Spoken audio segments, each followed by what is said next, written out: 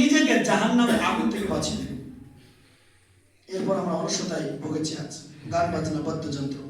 অনেক বৃদ্ধ মানুষ তারা ছাড় পেয়ে যায় যে ফিস্টের কথা বলছে, পিকনিকের কথা বলছে, আমরা বৃদ্ধ কিছু করি না। জি না, আপনি ওই চায়ের দোকানে ফজরের সালাত আদায় করে পান গালে ভরে শিকারের টান দিয়ে যে ওই যে বাদ্যযন্ত্র আপনি শুনছেন কানে আর চোখে দেখছেন, যার জন্য আপনার এই সাজায় আজাব হতে পারে, এটা রাসূল সাল্লাল্লাহু আলাইহি ওয়াসাল্লাম 1450 বছর পূর্বেই দায়িত্বহীন হিসেবে ঘোষিত করেছে।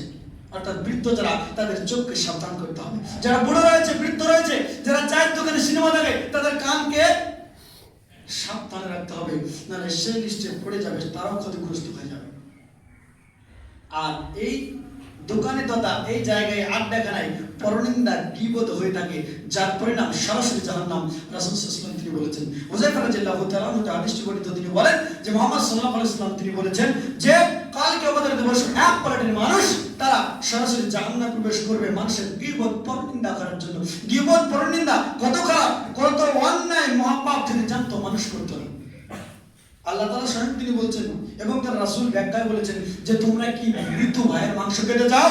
সাহাবীরা বলছে ইয়া রাসূলুল্লাহ, মৃত ভাইয়ের মাংস কি খাওয়া যায়? মানুষের মাংসই তো খাওয়া হয় না, তারপর আপনি বলছেন মৃত, তাও আপনি নিজের ভাইয়ের, এটা কেমন করে?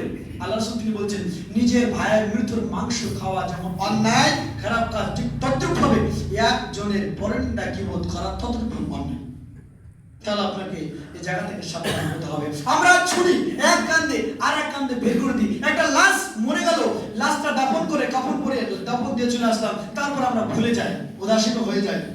আল্লাহ তাআলা আপনাকে ছাড় দিয়েছে, আপনার সুখ দিয়ে, সমৃদ্ধি, ভালোবাসা দিয়ে, টাকা দিয়ে আপনাকে পরীক্ষা করেছে।